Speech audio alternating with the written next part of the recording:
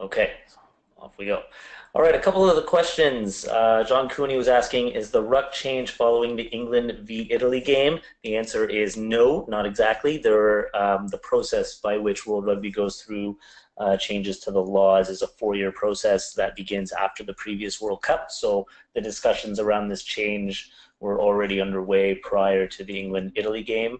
As far as I know, Italy voted for the change and England voted against it. I'm not sure if they were saving face, but here we are. So yeah, there you go. That's why the change is happening. It's because it's just part of that cycle. All right, so Law 16, one player from the defending team or a player from either team. I'm assuming the question here from Richard is in regards to when is the ruck formed? Is it a player from one team or the other? So the answer is yes. It does not have to be a supporting player over the ball for the ruck to be formed. It can be a player from either team. I mean, my gut would tell me that the first arriving defender would likely just go straight for the ball regardless. However, as we saw in that counter ruck situation where I think the defenders realized that that after their positive tackle, that the better shot that they had at creating the turnover was actually to ruck through. Now, they made contact with the black first arriver just as the ball was being placed. So, I mean, you know, did the ruck form because one person was over it or because they were in contact over it? I don't think it particularly matters at that point. I think the awareness of where the game trend is what's going to be key in terms of identifying is there a ruck now or not. So I hope that answers your question, Richard. Question from Jesse, must the jacking player release the ball if they are in the process of freeing it from the tackled player and someone binds onto them? So, Jesse, it depends on whether or not you're asking if, actually it doesn't really matter because as soon as a tackle is complete, so the tackled player has been brought to ground by a jackler or potential jackler, at that point known as a tackler or tackle assist, yes, they would first have to release. The only way you can maintain possession of the ball through a potential tackle is to actually rip possession out of that ball carrier's hands before the tackle is complete. And remember, the tackle just means one knee on the ground, right? So at that point, the tackle law would come into effect and the tackler or the tackle assist would have to release before then going back down onto the ball.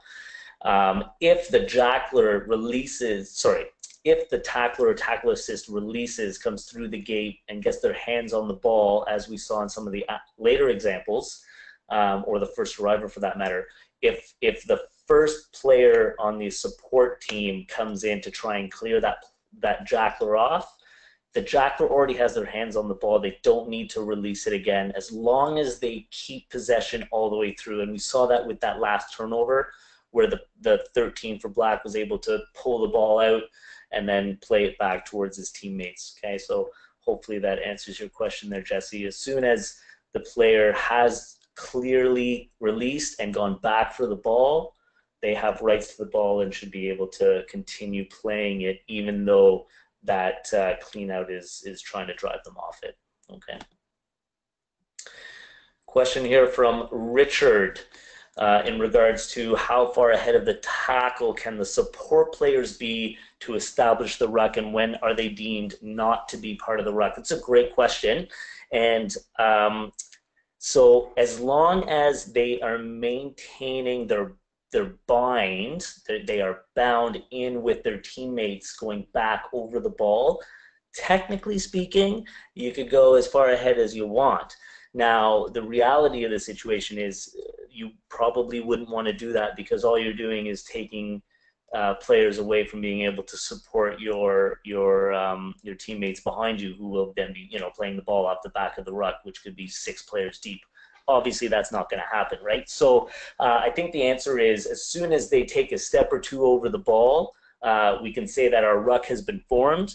What we don't want them to do is to take 5 steps over the ball to then say, hey, I formed the ruck, No, that's not within the spirit of what this law is trying to do. What we're trying to do is create an offside line on the defensive side to make sure that we're able to maintain some continuity once a tackle has been made.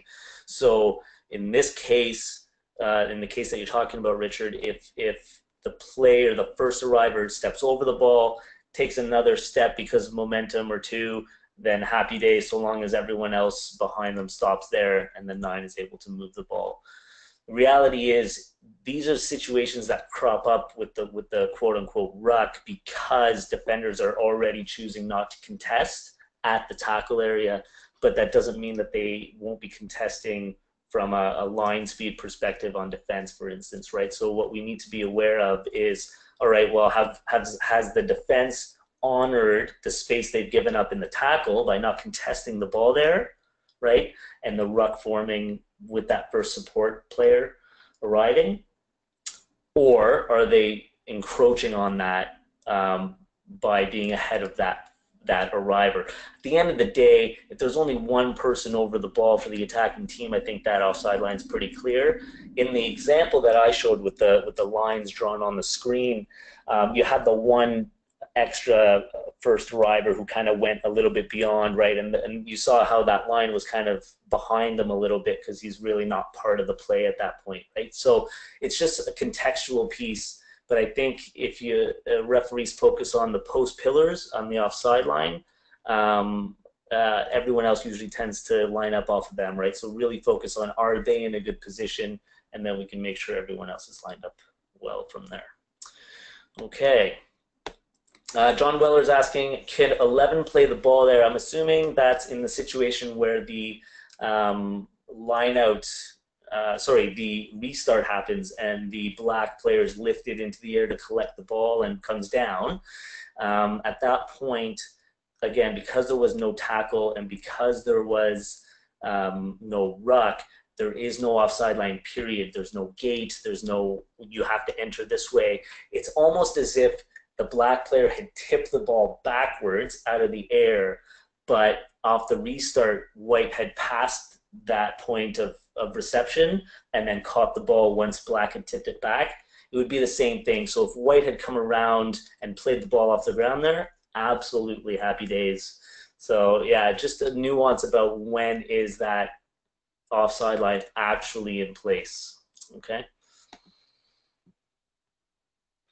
Okay, question about the scrum management. Do we leave it to the 9 to decide if the scrum is stable or fit for the ball to be put in? So yes, technically that's where we're going. So the concern that's been raised already is, are we going to go back to the hit and chase? And obviously that's not where we want to end up. So the onus is on both teams to remain stable and for referees to continue to use stability as that key word before the ball comes in. And when I would strongly urge officials to start matches to stand in the tunnel and make sure that the scrum is stable before moving away to allow the 9 to come in to put the ball in. So I think it's going to come down to a feel at some points. The video example I showed, for instance, was at the 36-minute mark, I believe, of the first half after a few scrums, right? So I think the expectation had been set already and the standard had been set in terms of what was stability. If officials are able to set a standard of stability early in the game, it'll really help show the 9 what does it look like before I want that ball to come in, right? So it's my 2 cents there, Jean-Louis. Okay, a few more here.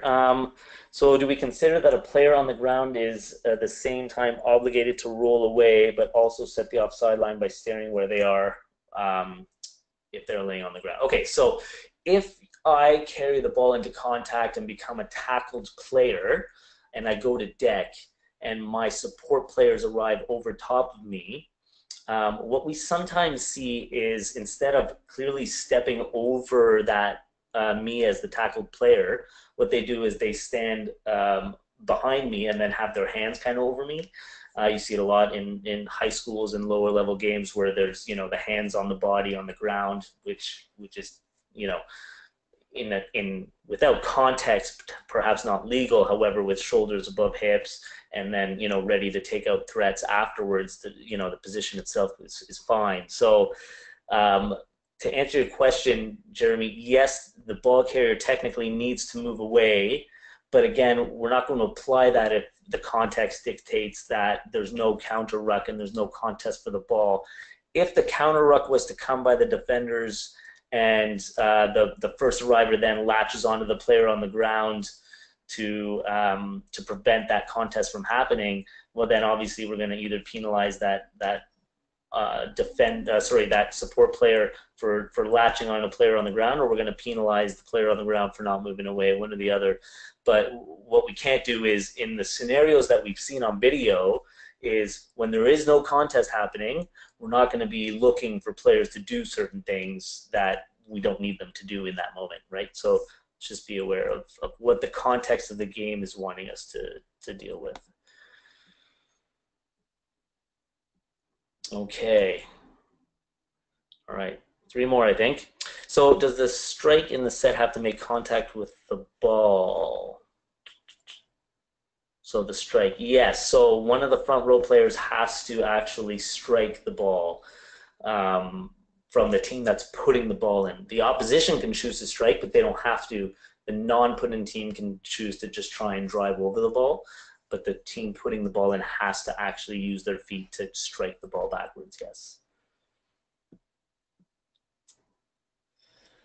Okay, so defining possession from James. So James, possession, if you take a look at the definition on the World Rugby Laws site, which is exactly what I copied and pasted in this presentation, it just described it as anyone who's trying to gain control of the ball. So if I jackal, if the ball's kicked, or in terms of jackling the ball, when it comes to possession, it's okay.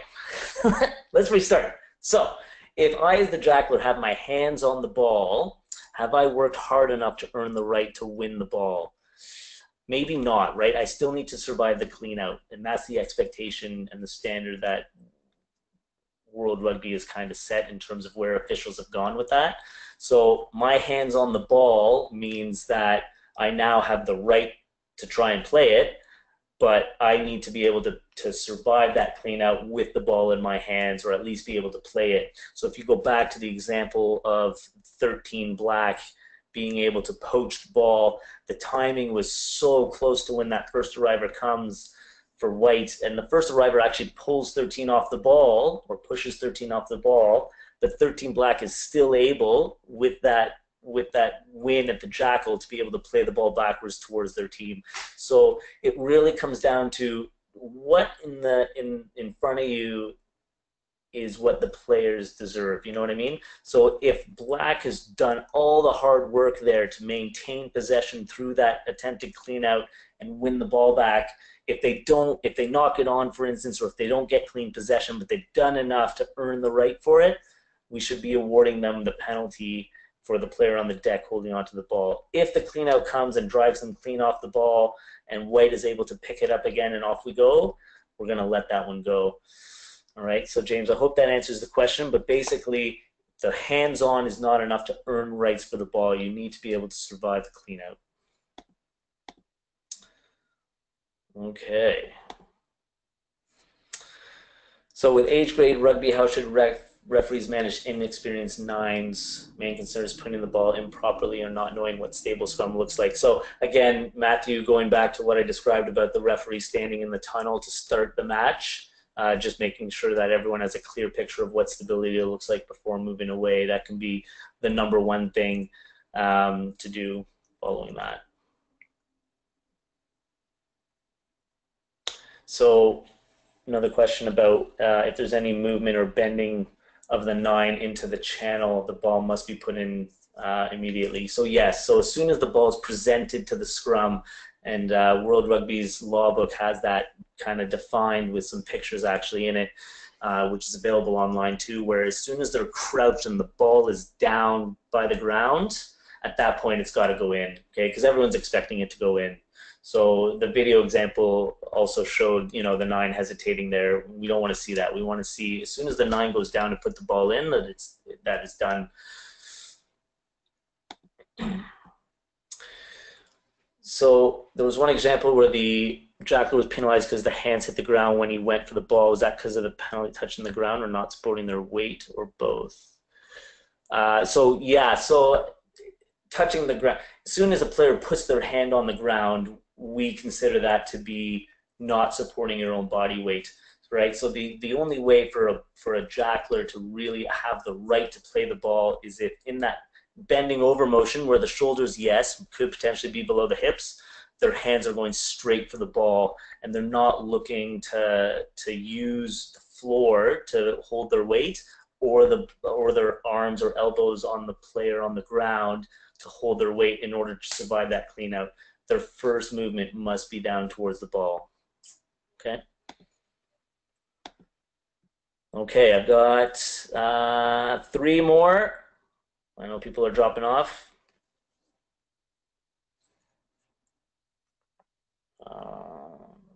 So how do we judge a ball out of the ruck where one player is over the ball but momentum takes them past the ball? So again, I think it's, yeah, Matt. So Matt, going back to the instant where you have the first arriver coming to the ball or the tackle area and standing over it and a ruck forming really only happens when there is no counter ruck or contest for possession. So at that point, what I would say is the ball's not out until it's played by the 9, because the reality is if you're not going to, as a defending team, contest at the breakdown once the tackle's made to try and either counter ruck or to win possession as soon as the ball's on the deck, there's no other way for you to get the ball other than to come around the sides, right? Which is obviously not what we want. So, yeah, the only way the ball's out at that point is once it's played by the 9 of the team that has won the ball in that case. Okay. All right. I said 3. We're down to 2 more. So about defining, does the new definition replace the old, or does it come in addition to the old one? So the new definition is in addition to what is a ruck, so you can still have 2 players on their feet in contest over the ball on the ground, right? And we saw that especially through the counter ruck, so that